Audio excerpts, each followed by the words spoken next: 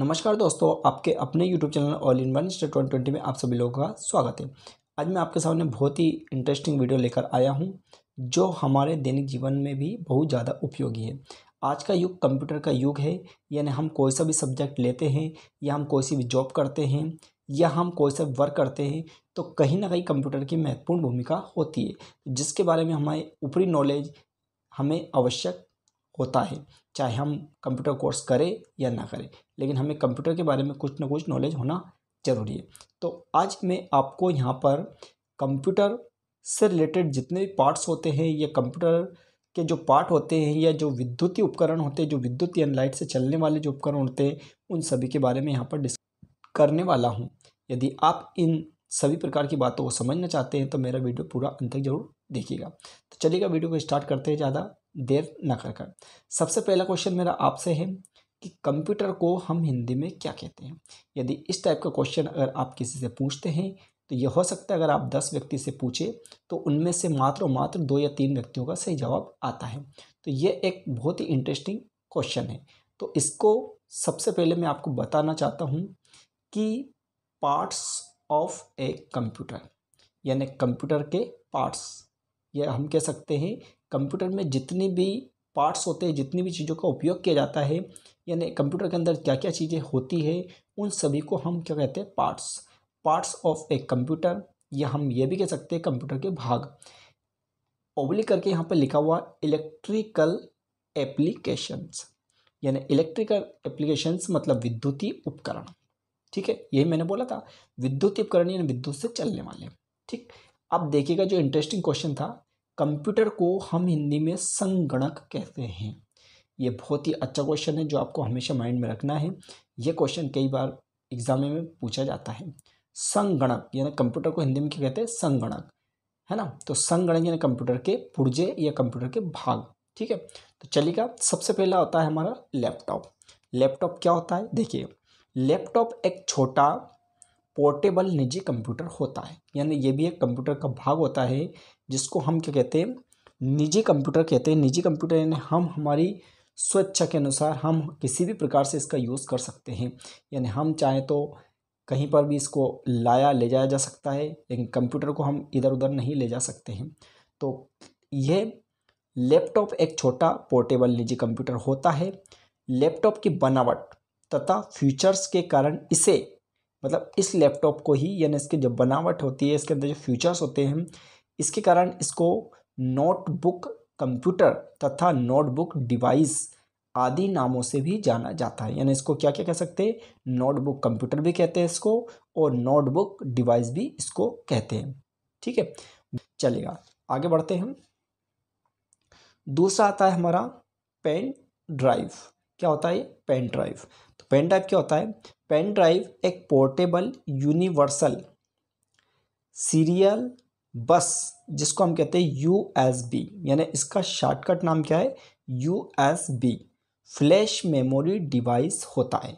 यानी एक ये मेमोरी डिवाइस होता है जो हमारे कंप्यूटर से ऑडियो, वीडियो और डेटा फाइलों को संग्रहित कर एक स्थान से दूसरे स्थान पर लाने और ले जाने का काम यह करता है, यानी इसके थ्रू हम ये काम कर सकते हैं। ठीक है, चलिए आगे देखते हैं। अगला आता है हमारा थर्ड, मॉनिटर। मॉनिटर क्या होता है, इसका चित्र आपको स्पष्ट दिखाई दे रहा है, इससे से आप समझ जाएंगे। मॉनिटर एक आउटपुट डिवाइस होता है, यानी मॉनिटर को हम आउटपुट डिवाइस कहते हैं। ठीक है, इसको विजुअल डिस्प्ले यूनिट भी कहा जाता है, यानी इसी को हम क्या कहते हैं, विजुअल डिस्प्ले यूनिट भी कहा जाता है, ये कहते हैं। ये देखने में टीवी की तरह होता है, मतलब सेम ये किस टाइप का होता है, टीवी की भांति होता है, टीवी की तरह होता है।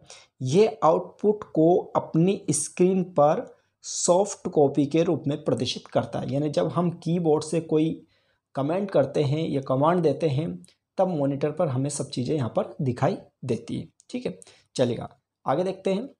अगला आता है हमारे पास कीबोर्ड। क्या होता है, कीबोर्ड। कीबोर्ड एक इनपुट डिवाइस है, यानी हमने अभी जस्ट देखा था मॉनिटर क्या होता है हमारा आउटपुट डिवाइस, और कीबोर्ड क्या होता है, इनपुट डिवाइस। कीबोर्ड, सबसे इंटरेस्टिंग क्वेश्चन एक और यहाँ पर, कीबोर्ड को हम हिंदी में क्या कहते हैं।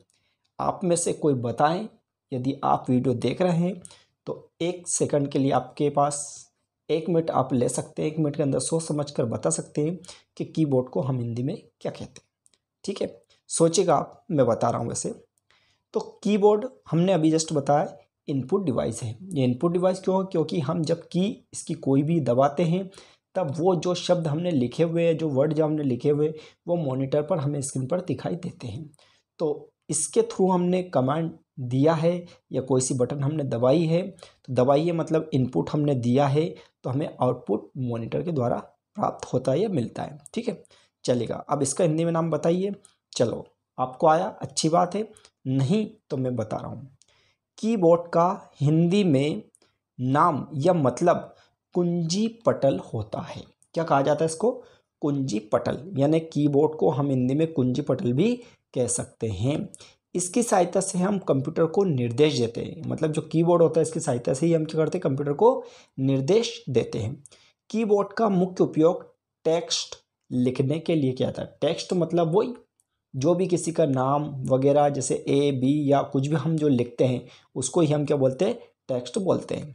राइट, चलिएगा, बढ़ते हैं आगे। अगला आता है हमारा हैंडी स्कैनर।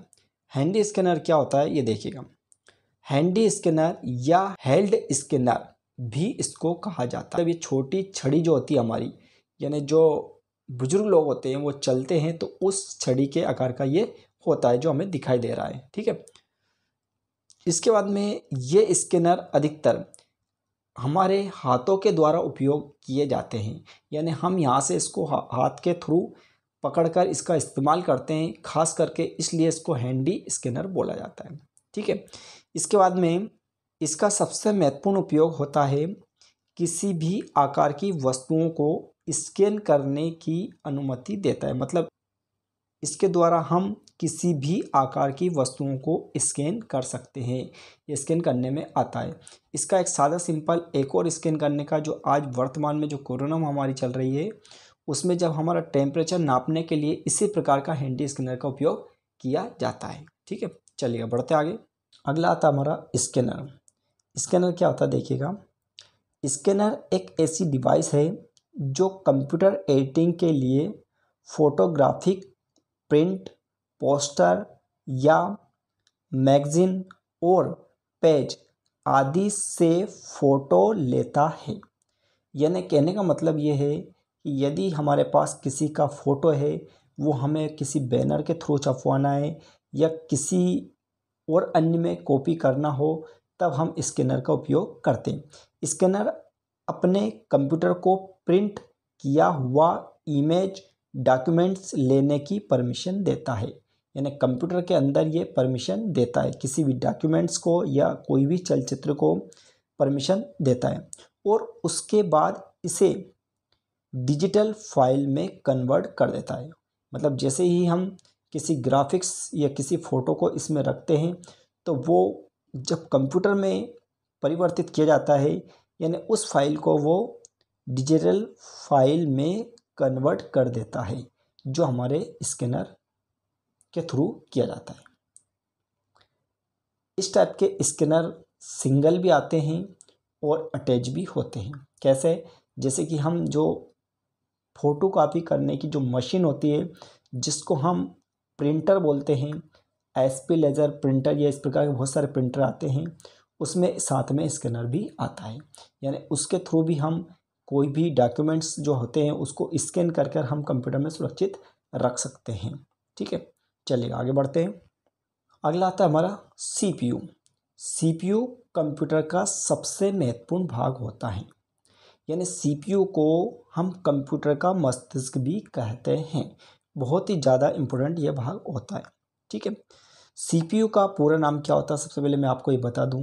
सीपीयू का पूरा नाम होता है कंट्रोल प्रोसेसिंग यूनिट। ठीक है, ये सीपीयू का पूरा नाम होता है। ये भी जनरल नॉलेज क्वेश्चन है, आपको याद होना चाहिए। तो सीपीयू कंप्यूटर का एक महत्वपूर्ण भाग होता है जिसे हम प्रोसेसर, माइक्रो प्रोसेसर और केवल सीपीयू भी कहते हैं।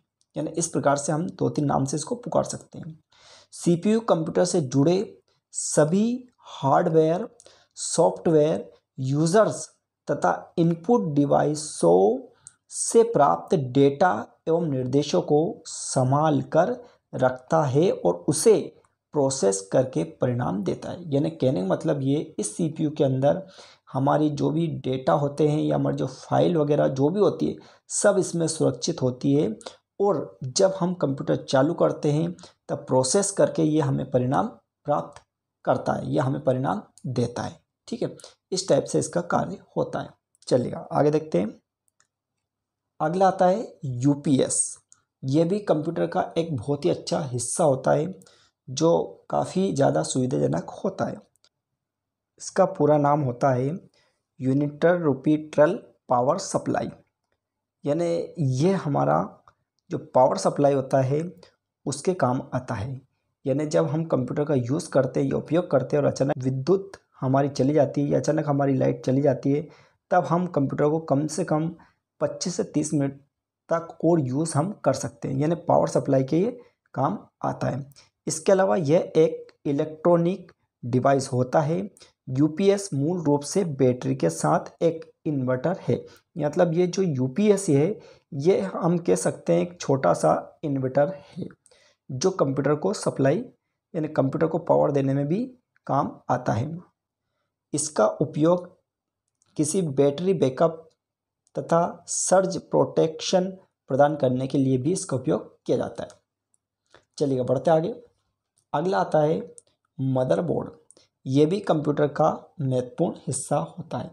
यानी मदरबोर्ड के द्वारा ही हमारा जो कीबोर्ड होता है, जो कीबोर्ड का कनेक्शन होता है, या हमारा जो माउस का कनेक्शन होता है, या हमारा जो रैम और रोम जो होती है, उन सभी का जो कनेक्शन होता है वो मदरबोर्ड के थ्रू ही होता है। यानी ये भी कहीं ना कहीं इम्पोर्टेंट भाग होता है कंप्यूटर का। चलिए बढ़ते आगे। अगला आता है हमारा हार्ड डिस्क। हार्ड डिस्क क्या है देखिएगा। हार्ड डिस्क को हार्ड डिस्क ड्राइव भी कहा जाता है। मैंने हार्ड डिस्क को हम हार्ड डिस्क ड्राइव भी कहते हैं। हार्ड डिस्क ये एक स्टोरेज डिवाइस का काम करता है। ये क्या काम करता है? स्टोरेज डिवाइस का काम करता है। हार्ड डिस्क का कार्य कंप्यूटर के डाटा को परमानेंटली स्टोर और दोबारा प्राप्त करना होता है। मतलब हार्ड डिस्क का सबसे महत्वपूर्ण कार्य क्या होता है कि जो भी हमारे कंप्यूटर के अंदर जो डेटा होते हैं उसको परमानेंटली यानी स्थायी रूप से स्टोर करता है और उसके बाद दोबारा प्राप्त करने के लिए भी ये हमारे उपयोग आता है। यानी जब हम कंप्यूटर में कोई फाइल वगैरह कोई डेटा वगैरह जब हम सेव करते हैं तो वो डेटा हमारा हार्ड डिस्क में सुरक्षित हो जाता है। जब भी हमें ज़रूरत पड़ती है तब वापस हार्ड डिस्क के माध्यम से ही हमें दोबारा प्राप्त होता है। चलिएगा बढ़ते आगे। अगला आता है ट्रैक बॉल। ट्रैक बॉल क्या होता है? ये माउस की तरह दिखाई देता है। यानी ट्रैक बॉल कंप्यूटर हार्डवेयर का इनपुट डिवाइस है। यानी ये भी कंप्यूटर हार्डवेयर का जो है वो किस टाइप का है? इनपुट डिवाइस है जो कंप्यूटर स्क्रीन पर एक तरह से कर्सर का कार्य करता है। यानी कर्सर जिसको हम कहते हैं ना, क्या कहते हैं हम? कर्सर का कार्य करता है। यह एक प्लास्टिक के बक्से में एक बॉल की तरह दिखाई देता है। यानी यहाँ पर ये बॉल लग रही है ना, बॉल जो हमें दिखाई दे रही यानी बॉल की तरह दिखाई देने वाला यंत्र है जिसका इस्तेमाल कंप्यूटर स्क्रीन पर पॉइंट करने के लिए किया जाता है। मतलब हम इसको घुमाकर हम पॉइंट यानी जब हम कंप्यूटर स्क्रीन होती है उस पर पॉइंट यानी जहाँ पर हिस्सा होता है पॉइंट यानी केंद्र बिंदु होता है उसको दर्शाने के लिए इसका उपयोग किया जाता है।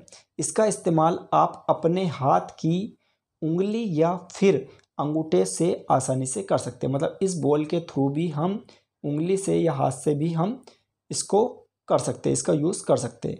इसलिए इसको ट्रैक बॉल। सबसे महत्वपूर्ण बात है इसमें एक जो बीच का हिस्सा होता है वो बॉल की तरह दिखाई देती है, यानी बॉल की भांति होता है, इसलिए इसको ट्रैक बॉल कहा जाता है। चलिए आगे बढ़ते हैं। अगला आता है प्रोसेसर। प्रोसेसर क्या होता है? कंप्यूटर प्रोसेसर क्या होता है इसके बारे में देखिएगा।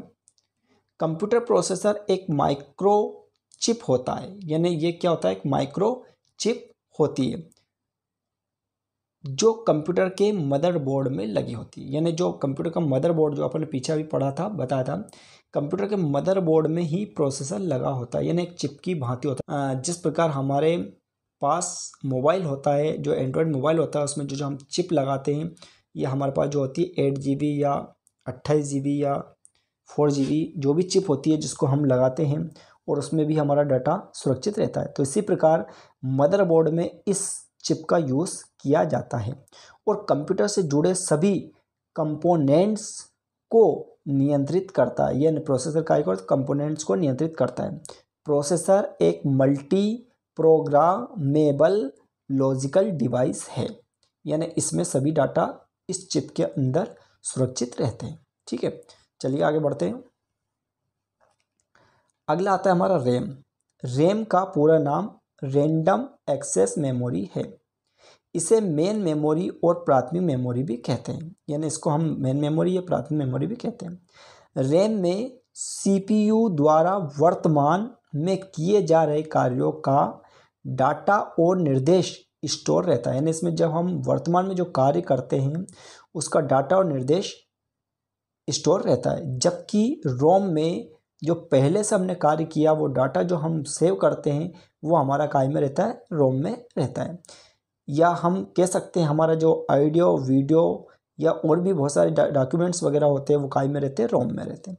ये मेमोरी सीपीयू का भाग होता है, यह मेमोरी का एक सीपीयू का भाग होता है। चलिए बढ़ते आगे। अगला आता है माउस। ये तो आपको अच्छे से पता होगा माउस क्या होता है। माउस एक इनपुट डिवाइस है। इसका पूरा नाम पॉइंटिंग डिवाइस है।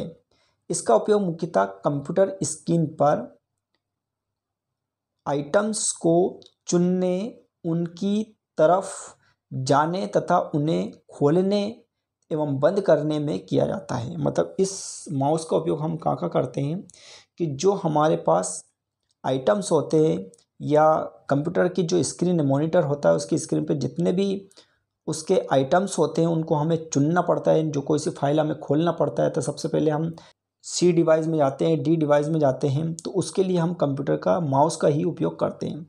यानी आइटम्स को चुनने, उनकी तरफ जाने तथा उन्हें खोलने एवं बंद करने में किया जाता है।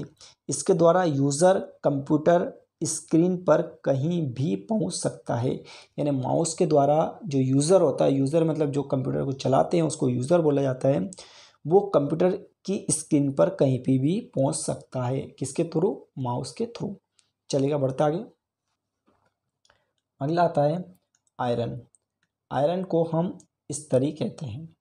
यानी आयरन का मतलब होता है वैसे लोहा, लेकिन जो हमारी प्रेस होती है, जो हम इस्त्री करते हैं, कपड़े पर जब हम प्रेस करते हैं उसको ही हम आयरन कहते हैं, और इसको हम इस्त्री भी कहते हैं। क्या नाम है इसका? इस्त्री। यह साधारण तौर पर हमारे कपड़ों को प्रेस करने में उपयोग आती है। चलिएगा बढ़ता आगे। अगला आता है मोबाइल। इसके बारे में तो आपको सबको पता होगा, सभी जानते होंगे। मोबाइल फ़ोन या मोबाइल, इसे सेल फोन और हाथ फ़ोन भी कहा जाता है। यानी इसको सेल फोन या हाथ फ़ोन के नाम से भी जाना जाता है। यह मोबाइल लंबी दूरी का एक इलेक्ट्रॉनिक उपकरण है जिसे विशेष बेस स्टेशनों के एक नेटवर्क के आधार पर मोबाइल आवाज़ या डेटा संचार के लिए उपयोग करते हैं। इन्हें सेल साइटों के रूप में भी जाना जाता है। यानी मोबाइल एक लंबी दूरी का इलेक्ट्रॉनिक उपकरण होता है जिसके माध्यम से हम हमारी वॉइस को एक स्थान से दूसरे स्थान पर सुना सकते हैं और सुन भी सकते हैं। यह हमारा मोबाइल का कार्य होता है। आजकल के जो एंड्रॉयड मोबाइल आने लगे हैं उसमें हम वीडियो कॉलिंग के माध्यम से एक दूसरे व्यक्ति की शक्ल भी हम देख सकते हैं, या एक दूसरे से हम रूबरू होकर भी बातचीत कर सकते हैं। चलिए आगे देखते हैं। अगला आता है होम थिएटर सिस्टम। ये भी कंप्यूटर का कहीं ना कहीं एक पार्ट होता है जो हमारी स्वेच्छा के अनुसार इसको हम खरीदते हैं, या इसको हम अलग से भी ले सकते हैं। ज़रूर नहीं हम कंप्यूटर के साथ खरीदें, हम चाहें तो अलग से ले सकते हैं। होम थिएटर का मतलब क्या है? घर में यदि हमें मूवी थिएटर का मज़ा लेना हो तब हम होम थिएटर का उपयोग करते हैं। जब हम कोई टॉकीज में कोई पिक्चर देखने जाते हैं तब वहाँ का हमें साउंड या वहाँ का जो हमें थिएटर कितना शानदार लगता है, उसी चीज़ का आनंद लेने के लिए हम होम थिएटर का यूज़ हमारे घर में कर सकते हैं। इसके माध्यम से हम ऑडियो वीडियो को बहुत अच्छी क्वालिटी में या बहुत अच्छी वॉइस के अनुसार हम सुन सकते हैं और उसका हम आनंद ले सकते हैं। अगला आता है डिजिटाइजिंग पैड। ये क्या होता है? तो देखिएगा, ये डिजिटाइजिंग जो पैड है इसको हम टैबलेट भी कहते हैं, डिजिटाइजिंग टैबलेट भी कहते हैं। ये एक ड्राइंग सतह की तरह होता है, यानी हम जैसे कोई ड्राइंग वगैरह करते हैं इसकी तरह होता है। इसके साथ एक पेन, यानी जो ये पैड होता है इसके साथ ये जो रखा है एक पेन होता है, पेन या जिसको अपन माउस भी कह सकते हैं, होता है। इस टेबल पर पतले तारों का जाल होता है, मतलब जो टेबल है इस पर क्या होता है, पतले तार का एक जाल होता है जिस पर हम पेन चलाते हैं। ये जो पेन है उस पर हम चलाते हैं, चलाते ही संकेत कंप्यूटर में चलाते हैं। जैसे ही हम इसमें पेन चलाएंगे तो वैसे ही संकेत कहाँ पर हमारे कंप्यूटर में आ जाएगा, जो कहलाता है हमारा डिजिटाइजिंग पैड। ठीक है, चलिएगा बढ़ते आगे। अगला आता है हमारा शूटिंग कैमरा। ये भी बहुत ही इम्पोर्टेंट चीज़ होती है कि आजकल जब हम कोई वीडियो वगैरह बनाते हैं तो मोबाइल से अधिकतर बनाते हैं, लेकिन उसकी बेस्ट क्वालिटी उससे बेस्ट क्वालिटी नहीं आ पाती है। तो जब हमें बेस्ट से बेस्ट क्वालिटी का उपयोग करना होता है तब हम शूटिंग कैमरे का यूज़ करते हैं। इस टाइप के कैमरों का यूज़ शादियों में अधिकतर किया जाता है, यानी इसका वीडियो शूटिंग बनाने के लिए भी इस टाइप के कैमरों का अधिक यूज़ किया जाता है। फिर उसको हम मिक्सिंग कर कर उसकी बहुत अच्छे से हम फ़ोटो निकाल सकते हैं। चलिएगा बढ़ते आगे। अगला आता हमारा टेलीविज़न। टेलीविज़न आप जानते होंगे, इसको हम सब संक्षेप में टीवी भी कहते हैं। टेलीविज़न एक ऐसी दूरसंचार प्रणाली है जिसके द्वारा चलचित्र व ध्वनि को दो स्थानों के बीच प्रसारित व प्राप्त किया जा सकता है। इसको सबसे अच्छे माध्यम के तरीके से हम देख सकते हैं दूरदर्शन सेट। पहले एक एंटीना होता था जिसके थ्रू तरंगों को कैच किया जाता था और टीवी में प्रसारित होता था। दूरदर्शन का प्रसारण लगभग अनुमानित 1930 से स्टार्ट हुआ था। आज समाचार मनोरंजन के स्रोत के रूप में प्रत्येक घरों में टेलीविज़न का यूज़ होने लगा है, लेकिन आजकल टेलीविज़न कई प्रकार से अलग अलग भांति प्रकार से आने लगे हैं। पहले के टेलीविज़न और अभी के टेलीविज़न में काफ़ी ज़्यादा चेंजेस आया हुआ है। चलिएगा बढ़ते आगे। अगला आता है टैब। यह इसको हम टैबलेट भी कहते हैं। यह एक मोबाइल कंप्यूटिंग डिवाइस होता है जो स्मार्टफोन से बड़ा तथा लैपटॉप से छोटा होता है। मतलब जो टैबलेट होता है वो जो हमारा स्मार्टफोन होता है या हम कहते हैं एंड्रॉयड जो मोबाइल होता है उससे बड़ा और लैपटॉप से छोटा ये टैबलेट होता है। ठीक है, इसे टैबलेट कंप्यूटर या टैबलेट पीसी के नाम से भी जाना जाता है। इसको टैबलेट कंप्यूटर भी कहते हैं और टैबलेट पीसी के नाम से भी ये जाना जाता है। इसका आकार एक किताब या छोटी किताब के बराबर, मतलब इसका आकार किस टाइप का होता है, एक किताब या एक छोटी किताब के आकार की भांति होता है या आकार की तरह होता है। टैबलेट एक कंप्यूटर और स्मार्टफोन का संकर डिवाइस है, मतलब इन दोनों के बीच का ये डिवाइस होता है। यानी हम कह सकते हैं कि स्मार्टफोन जो हमारा होता है उसका ही संकर डिवाइस होता है, यानी उसका ही एक रूप होता है। आगे चलते हैं। अगला आता हमारा टोस्टर। ये हो सकता है आपने नाम सुना हो, लेकिन इसका यूज़ कैसे किया जाता है बहुत सारों को पता नहीं होता है। टोस्टर एक उपयोग में आसान विद्युतीय उपकरण होता है, यानी ये भी एक विद्युतीय उपकरण होता है। जो सबसे महत्वपूर्ण चीज़ ये है, जो टोस्ट आते हैं बाज़ार में, ये जिसको हम कहते हैं ब्रेड आती है, उसको सिकाई करने में या उसको और अच्छे तरीके से सेकने के लिए इस टोस्टर का उपयोग किया जाता है। यानी इसके अंदर हम यहाँ पर रख कर उसको यहाँ पर टेम्परेचर के अनुसार उसको सेक सकते हैं, यानी उसकी सिकाई कर सकते हैं। ठीक है, चलिए आगे बढ़ते हैं। अगला आपने नाम सुना होगा माइक्रोवेव चूल्हा। माइक्रोवेव चूल्हा क्या होता है?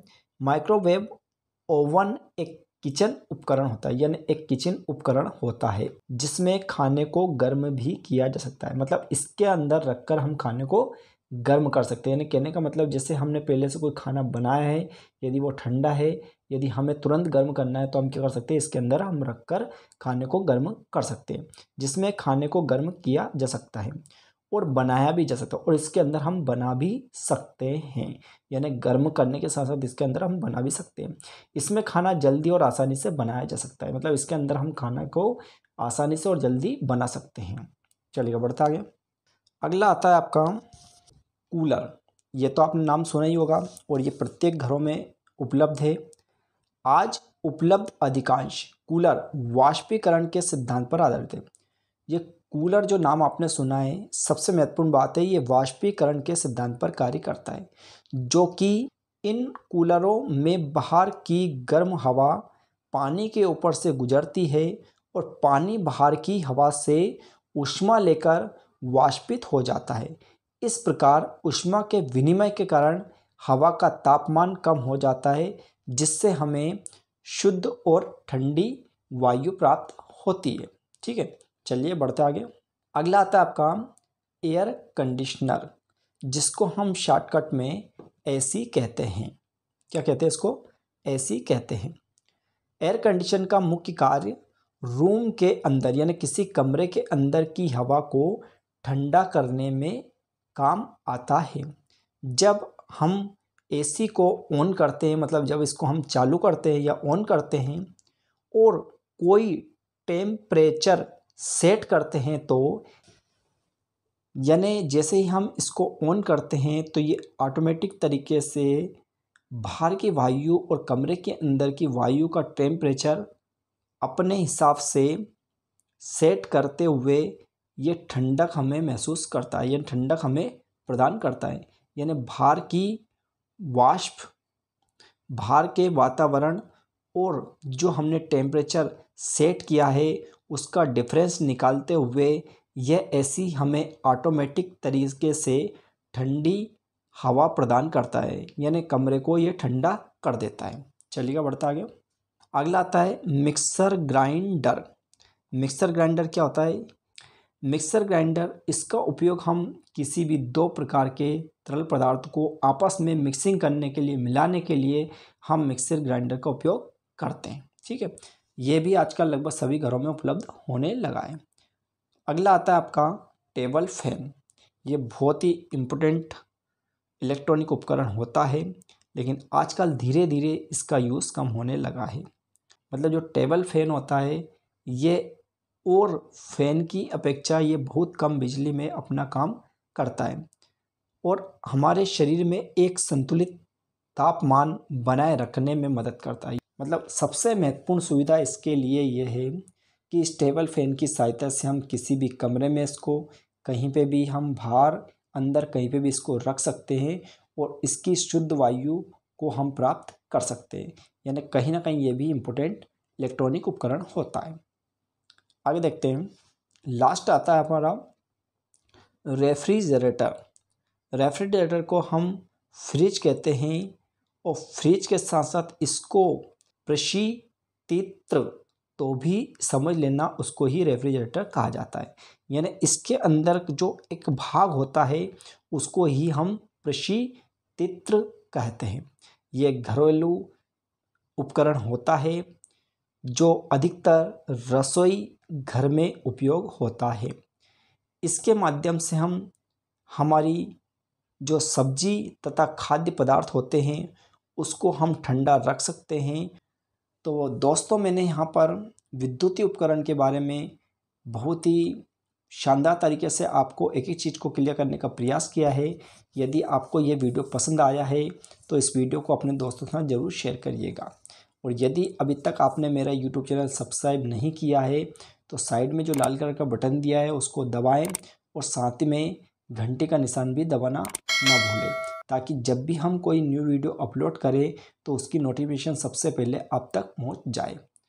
तो पूरा वीडियो देखने के लिए थैंक यू सो मच, और इसी टाइप के और अधिक से अधिक वीडियो पाने के लिए हमारे यूट्यूब चैनल पर बने रहिए। पूरा वीडियो देखने के लिए थैंक यू सो मच।